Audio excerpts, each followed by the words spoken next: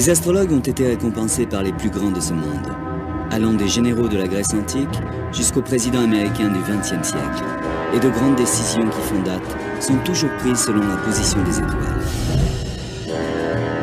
Mais est-ce que le mouvement des planètes influe réellement sur les événements terrestres?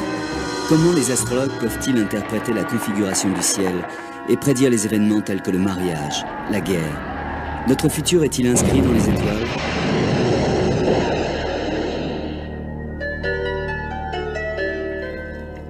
Au XVIIIe siècle, en Angleterre, il y avait deux hommes dont le passé ne pouvait pas être plus différent. L'un était un simple forgeron, l'autre, le roi George III d'Angleterre.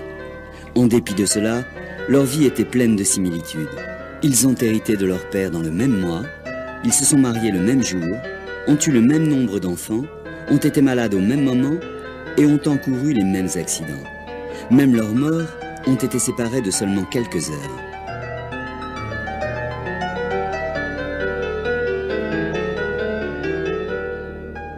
Ils n'étaient pas parents de sang, mais ils étaient des jumeaux astrologiques nés virtuellement au même moment, seulement séparés de quelques kilomètres. Et leurs horoscopes étaient identiques. D'après les croyances astrologiques, la similitude des modèles de leur vie était prévisible.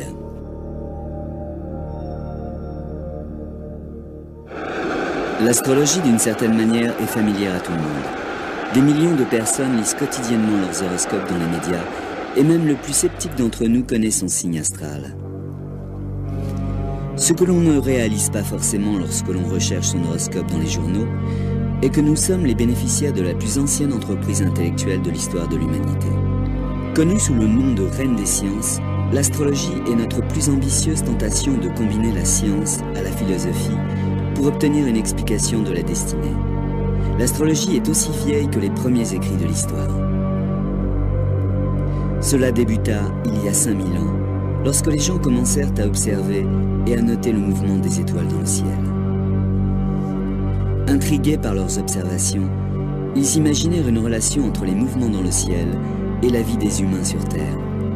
Depuis, les astrologues ont conservé cette connexion entre les planètes et le peuple, mais ne se sont jamais mis d'accord sur le comment et le pourquoi. L'astrologie a traversé le temps. Elle est aussi populaire qu'auparavant et existe n'importe où dans le monde. L'historien Nick Campion de l'université de Cambridge a effectué une étude académique sur l'influence de l'astrologie. L'astrologie, en fait, est infiniment flexible. On ne peut pas nier le fait que c'est l'un des outils les plus précis pour décrire les caractères et pour prédire le futur. Robert Curray est un astrologue important qui attire chaque année des milliers de personnes dans son magasin.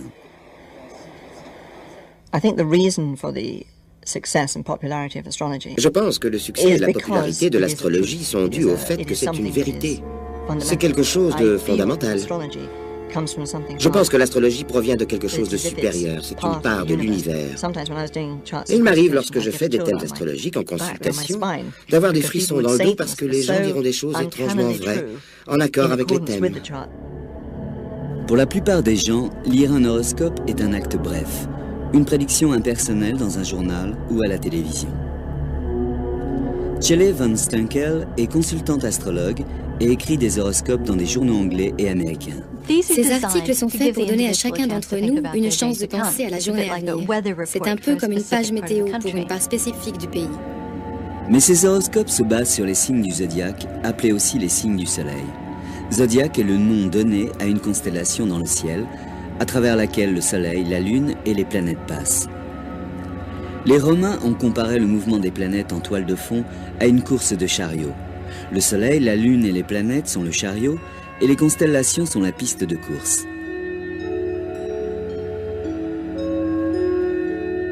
Le zodiaque est découpé en 12 divisions ou signes. Chaque personne née durant les 30 jours, durant lesquels le soleil traverse la division, appartient à ce signe. Et les astrologues croient que les gens seront influencés par ces caractéristiques. Les prévisions du soleil sont très générales. Néanmoins, les horoscopes dans les journaux connaissent un large suivi. Erin Sullivan, écrivain et formatrice en astrologie, a aussi rempli quelques colonnes dans des quotidiens.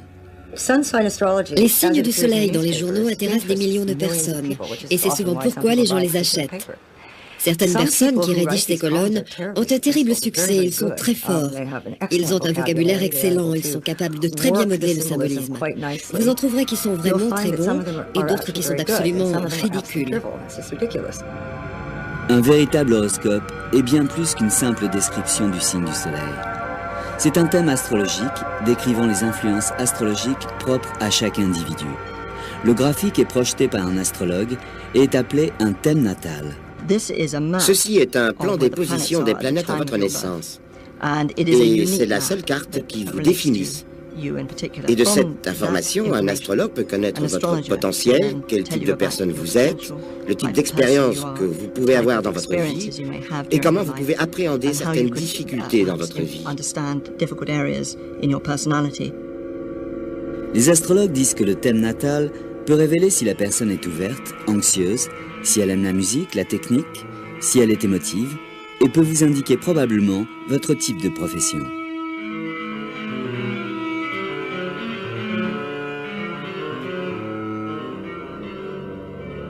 Ce thème est une image du ciel au moment exact de votre naissance.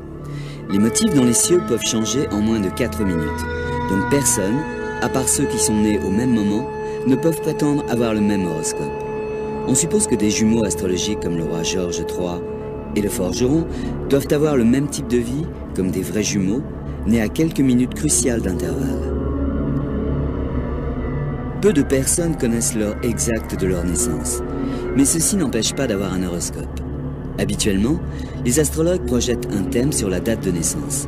Mais il y a une étape plus longue, appelée rectification, qui permet aux astrologues de travailler à reculons depuis les événements de votre vie jusqu'à l'heure probable de votre naissance. Quiconque connaît sa date de naissance peut se rendre chez un astrologue et faire son horoscope. Ce n'est pas plus différent que d'aller voir n'importe quel consultant, mis à part que vous devez fournir votre date de naissance, le lieu et l'heure. Normalement, avant même le rendez-vous, l'astrologue aura calculé un thème, un horoscope. Le thème natal peut être dressé pour n'importe quoi ayant une date de naissance. Une ville, tout type de structure peut avoir un thème astral. Le mur de Berlin, par exemple, construit en août 1960, avait un horoscope qui prédisait une période d'instabilité et de changement pour novembre 1989, la date historique de la chute du mur de Berlin. Nick Campion a même dressé des thèmes pour des pays. On prend des moments politiques importants ou particuliers pour chaque pays. Pour un pays donné, ça va être la Révolution, pour un autre, un couronnement. Alors pour les États-Unis d'Amérique, on a pris le 4 juillet 1776, qui est la date de la déclaration d'indépendance. Les graphiques pour les lieux, pour les groupes ou pour les pays se nomment l'astrologie du monde. C'est la forme la plus ancienne de l'astrologie et la plus utilisée par les plus grands chefs d'État de l'histoire. Ces horoscopes montrent les moments propices pour débuter d'importantes entreprises, que ce soit pour des discours ou pour déclarer la guerre. L'astrologue Joanne Quigley utilisa l'astrologie du monde pour choisir le meilleur moment pour Ronald Reagan afin d'inaugurer son second mandat de président des États-Unis d'Amérique. Elle choisit 11h57 le matin à travers le thème pour Washington, D.C. C'est un thème spectaculaire. Le soleil est sous le signe du Verseau, qui est le signe de Ronald Reagan. Et Jupiter, la planète de la croissance, de l'expansion et de l'opportunité, était proche de la Lune, ce qui signifie popularité. Il ne pouvait y avoir de meilleure indication pour le succès d'un gouvernement. Le rôle de Quigley dans la Maison-Blanche fut très secret, mais des choix politiques très importants en Inde et en Malaisie sont toujours faits par des lectures astrologiques en public. Un horoscope est basé sur une carte du ciel. C'est une carte extrêmement détaillée et les astrologues sont reconnaissants d'utiliser la technologie des ordinateurs, ce qui évite un lourd travail de dessin. Henry Weingarten est un astrologue financier qui génère des milliers de thèmes chaque année. Le rôle des ordinateurs a remplacé le travail de nombreux étudiants, et cela depuis de nombreuses années. Ils calculent les procédures à votre place, mais l'analyse reste faite par un professionnel. La carte devient parlante lorsque l'astrologue commence à la lire. L'astrologie demande de la technique, demande de grandes connaissances des influences planétaires. Les clés de la réussite sont la pratique et l'expérience.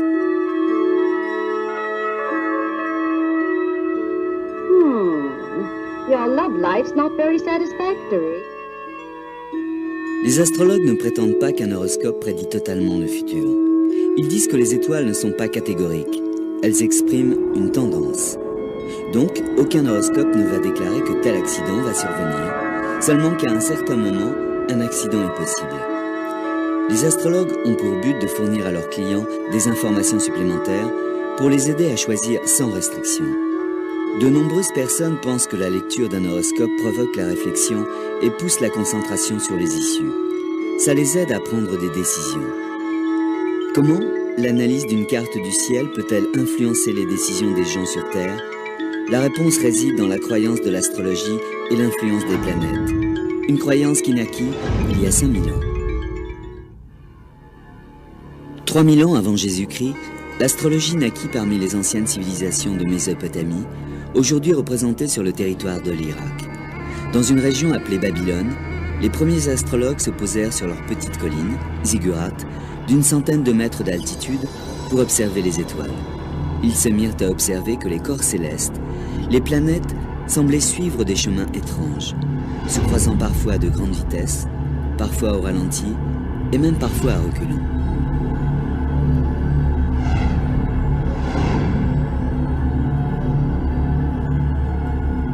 Les scientifiques d'aujourd'hui, avec leurs énormes télescopes et leurs sondes spatiales, n'ont fait que confirmer ce que ces anciens ont observé. Que les planètes ont des orbites régulières, qu'elles évoluent sur leur trajectoire, en luminosité et en vitesse. Les Babyloniens ont même observé des correspondances entre ces phénomènes et des événements sur Terre. La philosophie mésopotamienne croyait que le monde entier était vivant. Et par cela, elle signifiait l'univers, la Terre, comme les étoiles. Cette philosophie se perpétua à travers la Grèce classique, Rome, et enfin en Europe, durant la Renaissance. Les gens pensaient que la nature leur parlait, et derrière cette nature, il y avait des dieux et des déesses. Selon les Babyloniens, les forces de la nature étendues à l'espace étaient inséparables de la vie terrestre. Ces premiers astrologues ont vu ces planètes comme symbolisant la puissance et les caprices des dieux et des déesses. Chacune des planètes ressemblait en apparence, et d'après ses mouvements, aux caractéristiques de son dieu d'appartenance. Les Grecs et les Romains, après les Babyloniens, ont cru que ces planètes, toutes différentes, influençaient la vie sur Terre, et que plus une planète fut proche de la Terre, d'après son orbite, plus les gens sur Terre subissaient son influence. Cette idée ancienne de l'influence des planètes, avec des personnalités distinctes, est toujours la pierre angulaire de l'astrologie moderne et la base de l'interprétation des horoscopes.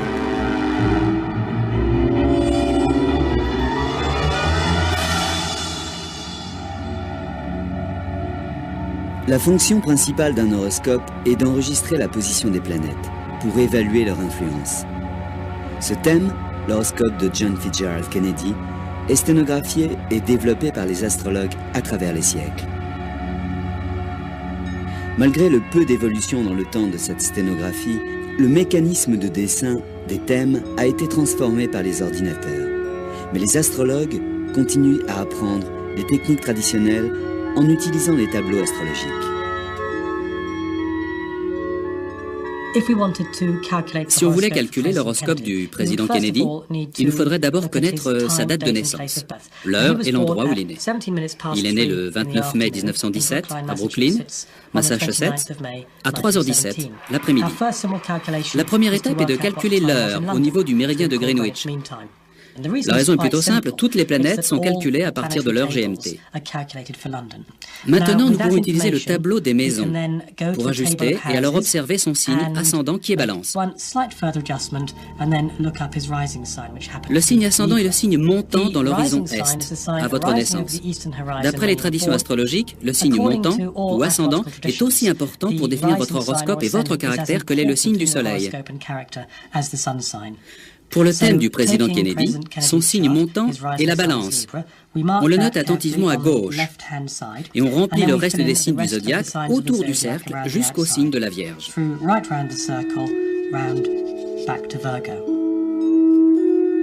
Le thème a encore d'autres découpages. Il y a les maisons. Elles se réfèrent à des zones pratiques de la vie humaine, comme la famille, l'argent, le voyage et le travail.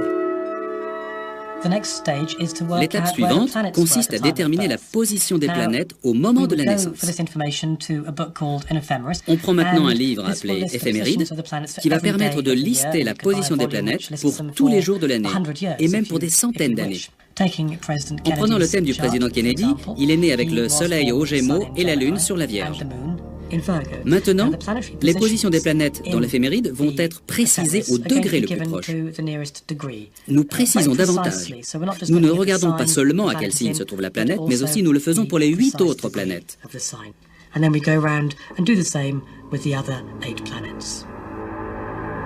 Une fois les planètes enregistrées sur la carte, on peut commencer l'interprétation. L'astrologue doit connaître les influences identifiées pour chaque planète. Pour le thème de Kennedy, les planètes les plus significatives sont Jupiter, la planète des dirigeants et du succès, Mercure, la planète de l'esprit et de la communication, Mars, la planète de la guerre, Vénus, la planète de l'amour, et Pluton, la planète de la mort et de la foi. L'influence des planètes les unes sur les autres peut être aussi importante que leur effet individuel. Un groupement puissant est une des clés du thème de Kennedy. Il est intéressant de voir qu'il avait une très importante conjonction de planètes autour du Taureau. Une conjonction signifie un lien très étroit, en dessous de 8 degrés, avec le signe. Et il a Jupiter, qui est la planète de l'optimisme et de la croissance. Mercure, qui est la planète qui a dirigé son processus mental, ses idées. Et la planète Mars, qui est la planète de la colère et de l'agression, et qui indique la guerre en politique. Le Taureau est un signe qui est très persévérant et têtu, et ne s'écarte pas de ses objectifs. Il trouve une voie et ne l'abandonne pas.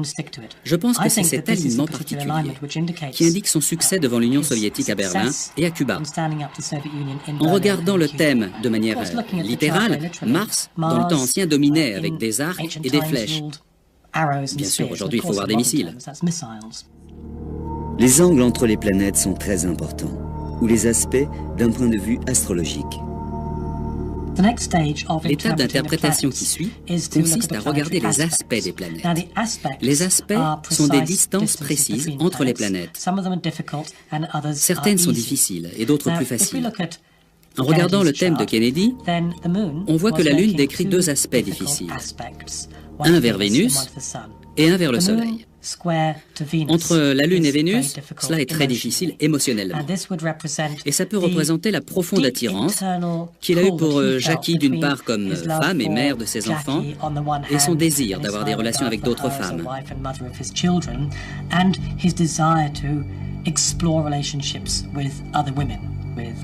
Avec Marilyn Monroe et d'autres. Et la même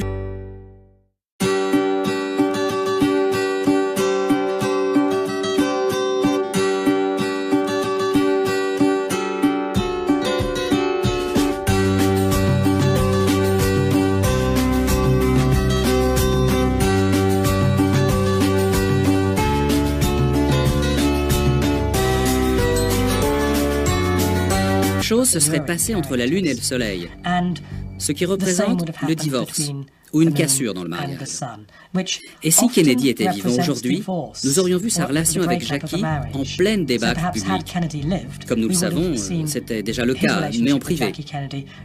Si nous regardons Pluton, à travers le thème de Kennedy, alors dans la mythologie ancienne, Pluton était le maître du monde souterrain. Dans l'astrologie moderne, c'est une planète qui représente la fin, en l'occurrence la fin de la vie. Maintenant, il est troublant de remarquer que lorsque Kennedy est né, Pluton était exactement au-dessus de Dallas. Voilà comment calculer et interpréter un thème. Aujourd'hui, n'importe quel ordinateur peut faire le calcul, mais rien ne peut remplacer les interprétations des astrologues.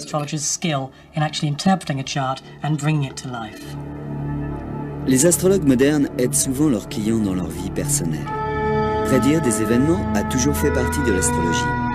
Les astrologues les plus réputés ont prédit de grands événements, même le début de nouvelles époques. Il y a à peu près 2000 ans, un petit groupe d'astrologues perses ont observé un événement inhabituel dans les cieux. Ils ont découvert que cela avait été prédit par le philosophe astrologue Zoroaster et qu'il annonçait la naissance d'un nouveau roi. Les astrologues se sont mis en quête, cherchant l'heure et le lieu de naissance de ce nouveau roi, observé par les astres. Mais lorsqu'ils sont arrivés à destination, ils ont trouvé seulement un bébé dans une étable. Les astrologues étaient les rois mages et le bébé était Jésus.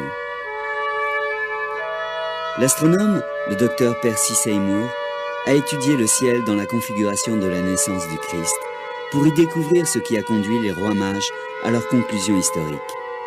Il trouva une rare association entre la planète Jupiter, traditionnellement associée au roi, et Saturne, qui fait référence au peuple juif. Ces deux planètes ont en fait effectué une espèce de danse dans le ciel et se sont réunies 3 fois dans une seule année. On appelle ça une triple conjonction. Mais il y a quelque chose encore plus significatif. Cela vient de la constellation des poissons, car le signe du poisson est associé avec la zone de Bethléem. Une triple conjonction du poisson ne se produit qu'une fois tous les 900 ans.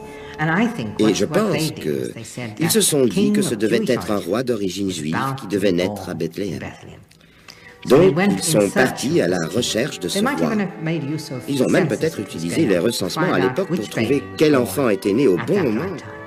Et ils ont dû dire à la mère qu'il était né pour devenir le roi des Juifs. Lorsqu'un enfant devait naître dans une lignée royale, une personne était plus anxieuse que le père. C'était l'astrologue de la cour. Au palais de Macédoine, 356 avant Jésus-Christ, la cour attendait le nouvel enfant du roi Philippe II et Olympias, la femme de Philippe, était sur le point d'accoucher. L'astrologue supplia Olympias d'essayer de retarder le plus possible la naissance. Et si elle le faisait, son enfant allait avoir un horoscope extraordinaire et allait devenir un des plus importants chefs d'État du monde.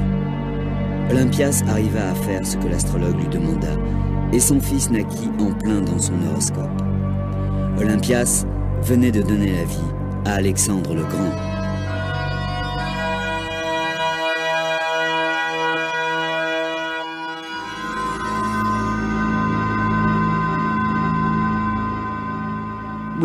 On a passé d'interminables moments à le regarder. On le travailla dans tous les sens et ce fut d'une très grande responsabilité, car nous avons relevé cette nouvelle lune dans le poisson et nous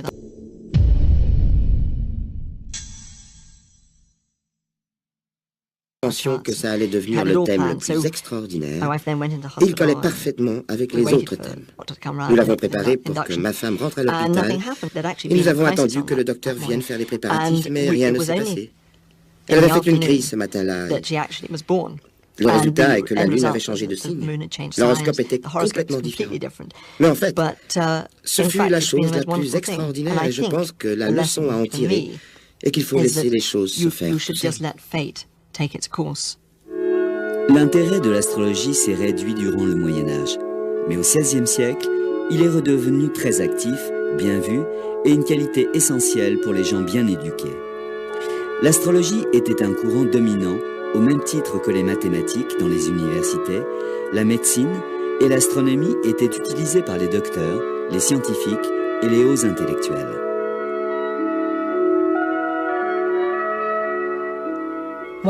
L'un des astrologues les plus connus de toute l'histoire de l'astrologie était John Dee, qui était l'astrologue privé de la reine Élisabeth Ier d'Angleterre. Et on peut dire qu'il est responsable de certaines des plus capitales décisions prises durant l'un des plus importants règnes de l'histoire de l'Angleterre. Le travail de Dee a aussi consisté à être un espion pour Élisabeth. Mais l'astrologie, et non la politique étrangère, était le fer de lance de sa fonction auprès de la reine. Il choisit des dates propices pour tout événement important. Un de ses plus grands succès fut en 1588, lorsqu'il conseilla Élisabeth sur le moment de la confrontation victorieuse de l'Angleterre sur l'armada espagnole. Il a dû regarder la planète Mars, qui était la planète de l'Angleterre. Et si elle était plus forte que Jupiter, celle de l'Espagne, il déclara que l'armada serait vaincue. C'est un fait. Il a dû regarder d'autres facteurs comme Mercure qui contrôle les vents et a dit « l'armada pourrait être balayée par les vents ». Et c'est ce qui se passa en réalité. C'est l'apogée de l'astrologie. Dans les années 1600, il y avait plus de 200 astrologues très connus travaillant à Londres. Les gens allaient voir un astrologue lorsqu'ils étaient malades, quand ils avaient subi une perte ou un retournement de fortune, ou lorsqu'ils envisageaient un mariage ou des affaires commerciales. Le premier horoscope hebdomadaire date de cette époque.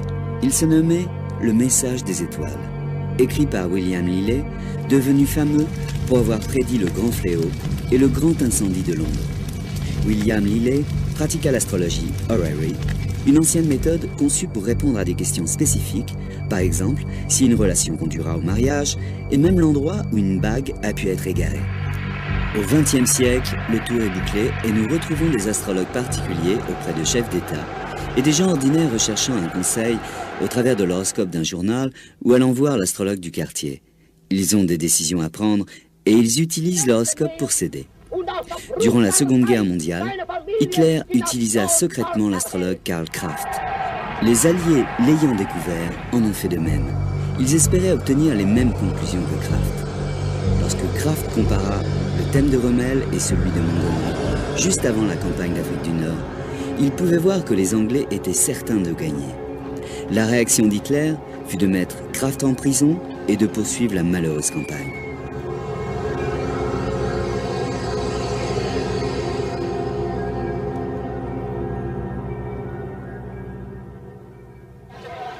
Le président Ronald Reagan était plus enclin de suivre les conseils de son astrologue Johann Quigley. Son premier succès fut de prédire l'attentat sur la vie de Reagan. Après cela, elle fut impliquée dans toutes les décisions majeures et mineures de la présidence.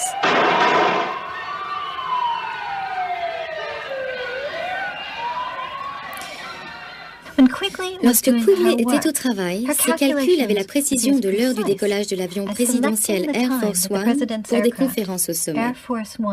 Et le message allait et venait de Quigley au bureau du président sans cesse jusqu'à l'obtention exacte de l'heure du décollage de l'avion pour tel ou tel rendez-vous au sommet. Et il s'exécutait.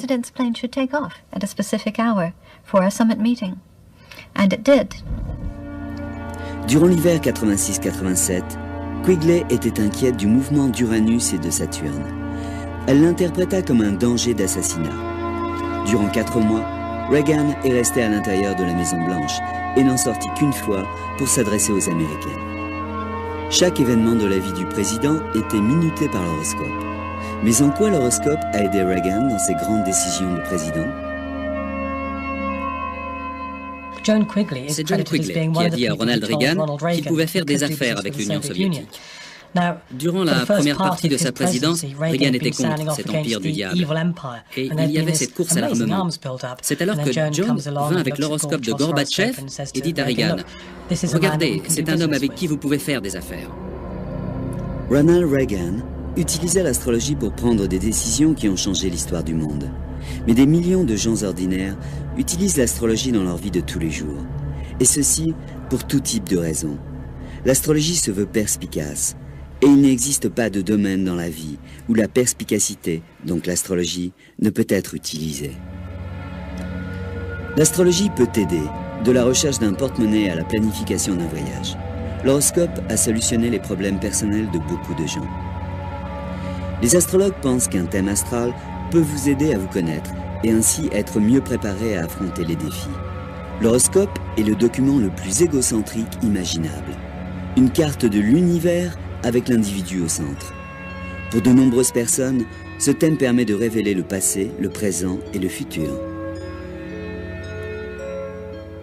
Diana a utilisé l'astrologie assez souvent, et autant que l'on puisse dire, avec succès.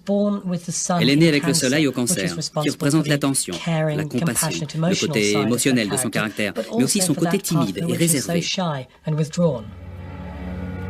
Les astrologues expliquent mieux la personnalité de la princesse Diana à travers son thème astral. Son thème est l'image de son enfance, et la lune opposée à Uranus indique une enfance tumultueuse. En effet, sa mère est partie soudainement, alors qu'elle était encore une enfant. Et elle héritait d'une belle-mère pas tout à fait aimée très peu de temps après. Cette position de la lune sur Uranus dans son thème explique sa tendance à réagir soudainement, attitude qu'elle avait encore adulte.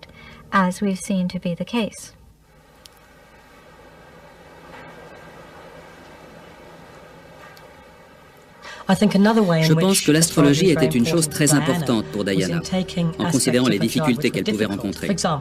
Par exemple, je pense à la Lune, dans le signe du Verseau, au milieu de Vénus, qui est très difficile émotionnellement et cause de grandes tensions.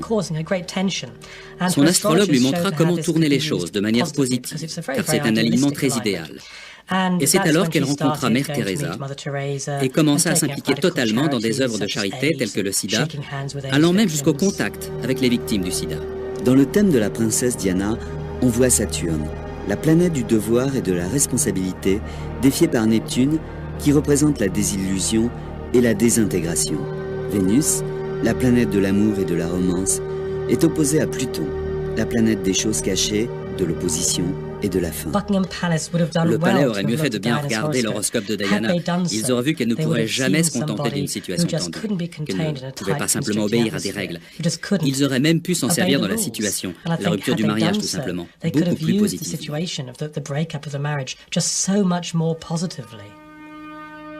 Mais est-ce qu'une comparaison des horoscopes de la princesse et du prince aurait pu éviter le désastre du mariage? Peu d'astrologues pensent qu'il est possible de prédire le bonheur de deux personnes, mais tous pensent que cela aurait pu annoncer les problèmes. Le thème du prince Charles montre Vénus à côté de Neptune, qui indique une idéalisation de la femme, en particulier sa mère. Un aperçu du thème de la princesse Margaret montre un dénouement malheureux dans les relations amoureuses.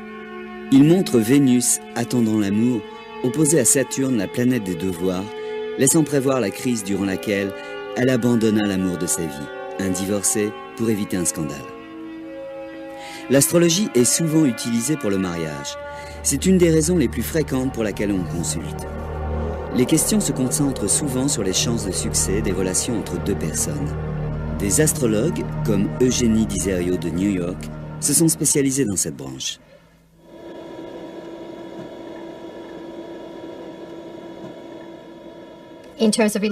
Dans une relation, l'astrologie peut être très révélateur de la nature et du comportement. Bien sûr, beaucoup de gens ont des problèmes, vous savez, et ils disent « c'est mon anniversaire et c'est celui de ma partenaire, et notre relation est un désastre. Est-ce que vous avez une solution pour nous aider ?» Et nous regardons si dans les signes astrologiques il y a conflit ou s'il y a des choses que les gens doivent changer. Pour aider les gens dans leurs difficultés, Eugénie propose un service de datation astrologique qui traite les compatibilités astrologiques sur Internet. Certaines personnes vont voir un astrologue pour un conseil médical, habituellement en parallèle de la médecine conventionnelle. La médecine et l'astrologie sont liées depuis des milliers d'années. Chaque partie du corps est représentée par une sous-partie du zodiaque et les horoscopes révèlent des problèmes potentiels de santé. La médecine n'est pas le seul domaine où l'astrologie est présente. Les astroéconomistes sont une nouvelle vague de conseillers financiers qui utilisent cet art ancien pour les aider à jouer à la bourse. Certains investisseurs utilisent l'astrologie comme une information conventionnelle pour prédire les marchés. Henry Weingarten a de nombreux succès à son crédit. Nous avons des preuves que ça fonctionne. J'ai prédit la chute du marché de Tokyo il y a 2 ans et demi, à 2 jours près. À Wall Street, les gens sont très intéressés. Est-ce que ça marche? Quelle est la pertinence de l'information? Combien d'argent je peux gagner? Ce ne sont pas des prédictions directes. Chaque décision se base sur une douzaine d'autres. Il arrive que des centaines de thèmes soient interprétés et collectés par l'astrologue. Je commence d'abord à décider dans quelle partie du monde je veux investir, regardant l'horoscope d'un pays donné et l'horoscope d'une monnaie donnée. Ensuite, je regarde l'horoscope de la bourse, le marché sur lequel nous souhaitons investir, et finalement le stock lui-même. De nombreuses surprises dans les marchés sont prévisibles par l'astrologie, comme la guerre dans le Golfe, qui était quelque chose que nous avions anticipé. L'horoscope des affaires semble fonctionner de la même manière que l'horoscope sur les gens. Ils indiquent les influences, les probabilités d'évolution, nous guident en quelque sorte plutôt que de nous dicter.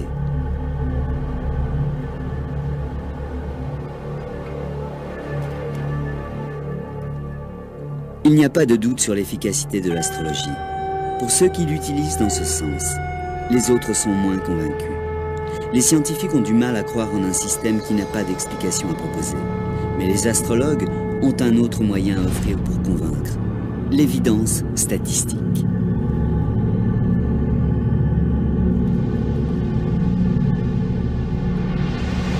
L'intérêt populaire de l'astrologie est une énigme pour les scientifiques du XXe siècle, qui la voient comme une superstition retardée. Dans les années 50, un Français, Michel Gauquelin, scientifique et statisticien non convaincu par l'astrologie, réfuta une étude statistique dans laquelle l'écrivain astrologue Léon Lasson avait mis en rapport l'horoscope avec le choix de carrière. À sa surprise, il confirma les conclusions de Lasson. Il répéta même son étude et trouva des résultats encore plus significatifs. Il trouva un résultat très intéressant en étudiant des hommes qui avaient réussi dans la profession médicale, gagné des prix et fait des découvertes scientifiques.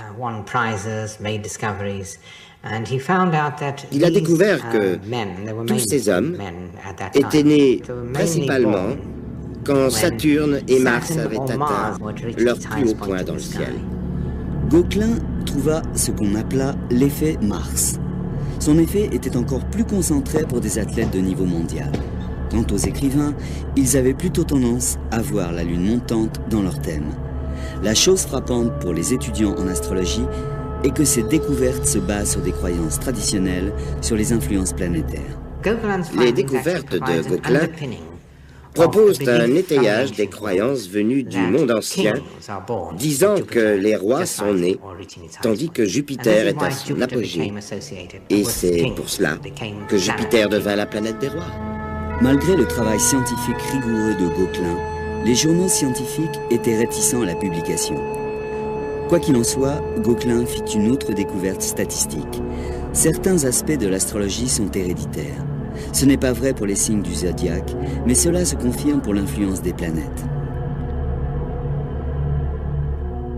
Il a été capable de démontrer que si Mars était en ascension lors de la naissance du père ou de la mère, alors l'enfant aussi était susceptible de naître pendant la montée de Mars.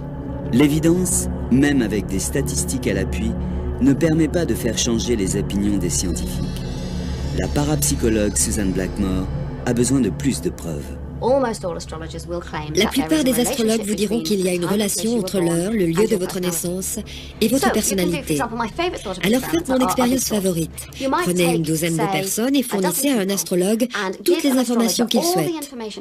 Fournissez-lui également les lieux, dates et heures, et voyez s'il peut les accorder avec les personnes. De nombreuses expériences montrent que les astrologues ne le peuvent pas. Une expérience similaire a révélé dans des tests psychologiques que la personnalité correspond plus au signe du soleil que l'horoscope natal complet.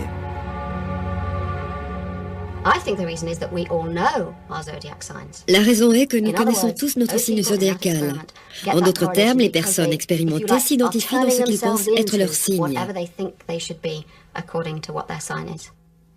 Certains scientifiques comprennent que les astrologues sont perçus aussi fidèlement par leurs clients. En particulier, les psychologues se sont intéressés à expliquer ces succès. Carl Jung croyait qu'il y avait une relation entre les planètes et les événements terrestres, mais qu'aucun d'entre eux n'influençait l'autre. Ils font tous les deux partie d'un même modèle. Bob Breyer a une théorie différente de la manière dont les astrologues obtiennent leurs résultats. Cela n'a rien à voir avec les étoiles, c'est quelque chose d'autre, et c'est probablement la perception extrasensorielle. Si l'astrologie fonctionnait exactement comme le prétendent les astrologues, il y aurait une corrélation directe entre la position des cieux au moment de votre naissance et vos actions ultérieures. Et alors, le meilleur astrologue serait un ordinateur. Mais j'ai le sentiment que nombre d'astrologues pensent qu'il n'est pas possible de le faire seulement avec un ordinateur. Et c'est alors que l'interprétation devient la perception extrasensorielle. De nombreux psychologues maintiennent que de bons astrologues, ceux qui impressionnent leurs clients avec l'exactitude de leurs analyses, ceux qui peuvent pointer des zones à problème, en fait, combinent plusieurs compétences. Ils peuvent par exemple être très forts en reconnaissant des signaux inconscients émanant de leurs clients, ou bien tout simplement être doués pour dire à leurs clients ce qu'ils souhaitent entendre. Je pense que le pouvoir de l'astrologie réside dans le désir de se reconnaître dans les descriptions qui leur sont exposées. Donc par exemple, si je vous dis des choses que vous souhaitez entendre, vous êtes confiant, mais en fait vous êtes plus tracassé qu'il n'y paraît. Maintenant, presque tout le monde vous dira que c'est vrai pour eux, mais pas sur d'autres personnes, parce que vous ne réalisez pas que tout le monde est comme cela. Vous pouvez assez facilement croire que l'astrologie est bien plus vraie qu'elle ne l'est en réalité. Mais les astrologues sont également convaincus qu'un horoscope a ses propres vérités. Leur position est que de bons astrologues obtiennent des résultats parce qu'ils sont expérimentés dans la lecture des thèmes. On m'a demandé de faire un thème en cadeau pour un homme, quelqu'un que je n'avais jamais rencontré. Ayant l'heure de sa naissance, la date et le lieu, je fis donc une cassette pour lui et lui envoya par la poste, et n'y pensai plus. Jusqu'à ce que je reçoive un coup de téléphone de sa femme. Elle me dit que la cassette lui permit de comprendre mieux son époux, qu'elle ne l'avait pu jusqu'alors. Percy Seymour est l'un des rares scientifiques à développer la théorie avec des évidences sur le sujet. Il a cherché à expliquer Gobelin, démontrant une relation entre la position des planètes et la vie des individus. La théorie de Seymour est qu'il existe un magnétisme entre les planètes et les sens humains. Le mécanisme n'est pas très clair, mais nous savons déjà que le Soleil et la Lune influent sur la Terre. La pleine Lune, par exemple, a longtemps été associée à des changements dans le comportement humain. Et les phases lunaires sont précisément liées à la marée montante et descendante. Les animaux sont capables de répondre aux effets de la Lune. Les huîtres, par exemple, s'ouvrent et se ferment à des heures précises. On a pensé que c'était une explication liée au phénomène des marées. Mais les biologistes ont découvert que même dans des bassins clos, les huîtres continuaient leur rythme lunaire d'ouverture et de fermeture. Lorsque les huîtres sont transportées plusieurs milliers de kilomètres de la côte, elles modifient leur rythme au rythme lunaire de leur nouveau domicile. D'une façon comme d'une autre, dans leur bassin coupé de lumière, elles peuvent détecter et répondre aux phases de la Lune. L'activité sur la surface du Soleil influe directement sur notre atmosphère. Les éruptions solaires, tempêtes magnétiques du Soleil, ne font qu'accroître les interférences radio et perturbent le comportement humain. Les accidents de la route se multiplient jusqu'à 4 fois lors de ces turbulences. Les scientifiques admettent que les animaux et les humains peuvent détecter des signaux de voisins proches et puissants comme le Soleil et la Lune. Mais, et concernant les planètes qui sont nettement plus éloignées de la Terre, Percy Seymour a une théorie pour l'influence des planètes. Nous savons tous que le Soleil et la Lune ont des influences sur la Terre. Comment les planètes peuvent entrer dans ce scénario? Comment peuvent-elles jouer un rôle alors qu'elles sont si éloignées de nous? Et leur éloignement provoque sur nous une si petite influence. Je pense que c'est là que le Soleil intervient. Le Soleil peut influencer les faibles forces des planètes et ces infimes forces peuvent être amplifiées par le champ magnétique du Soleil, de sorte que le Soleil peut perturber sous forme de violents orages, par exemple. Ceci affecte le champ magnétique de la Terre et puisque ce champ magnétique terrestre influe sur une grande variété d'organismes, il peut également influencer l'espèce humaine. L'idée de Seymour est que le système nerveux humain et animal réagit comme des capteurs pour détecter les vibrations du champ terrestre. Une symphonie complexe, orchestrée par le système solaire, constamment en mouvement. Les premiers signaux sont gravés dans notre système nerveux encore vierge, avant même que l'on vienne au monde.